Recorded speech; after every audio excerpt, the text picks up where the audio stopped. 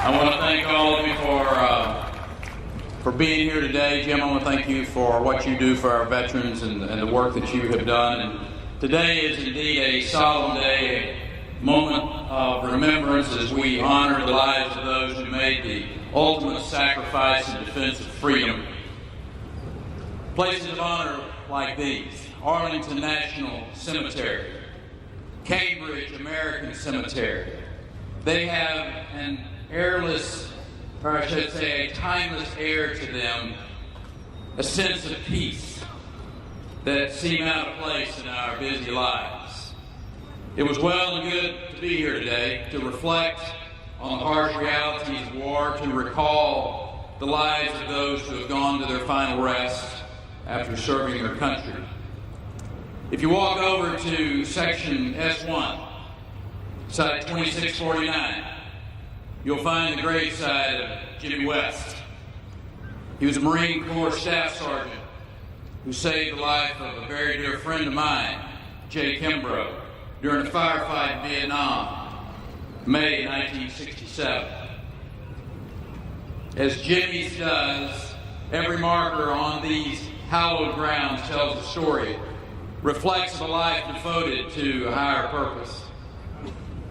As one who came of age during the Vietnam War, I'll admit that my generation was not unified in its regard for those who served. But I'm proud that America has largely turned that corner on its way to celebrating the members of our military today. As a result, more people may agree with my contention that there is no higher form of public service than wearing the uniform of one's country.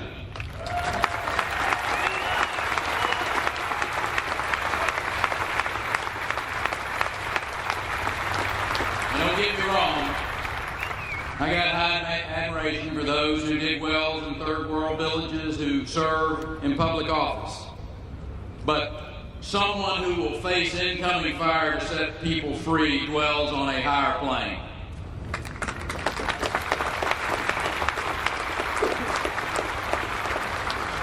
On days of remembrance like this, we celebrate our own freedom, won through brutal sacrifice, and we are grateful.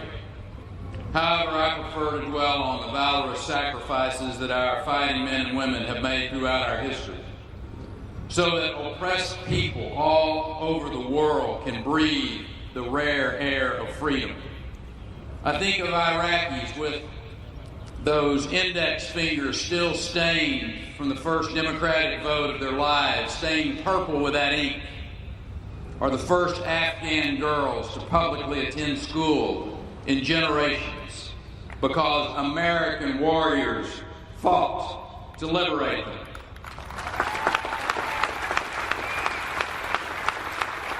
I think back to the emaciated prisoners of Buchenwald who endured years of degradation, torture, and abuse, and the relief they must have felt when their Nazi captors fled in fear of Patton's Third Army.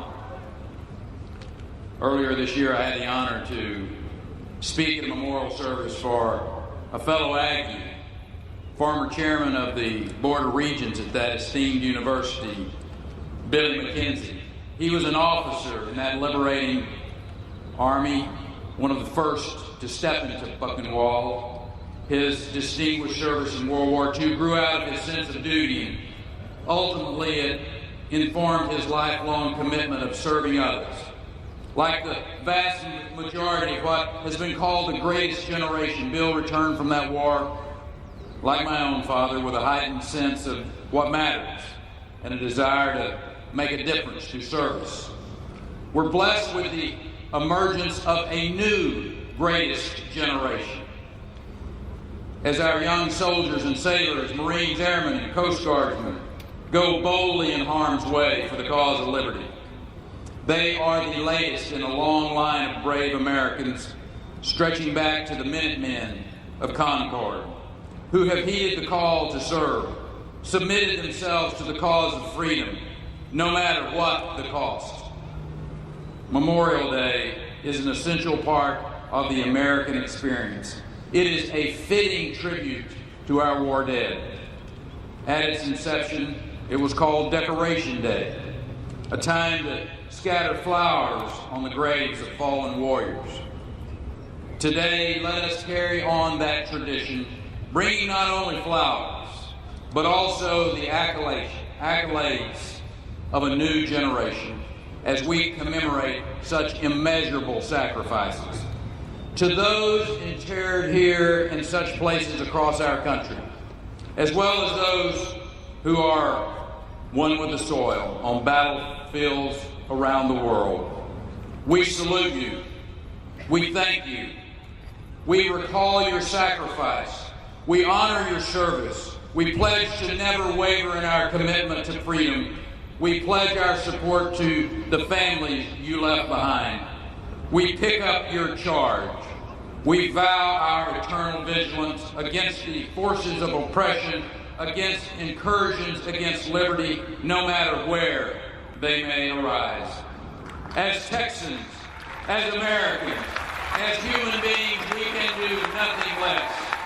On this day of remembrance, God bless you.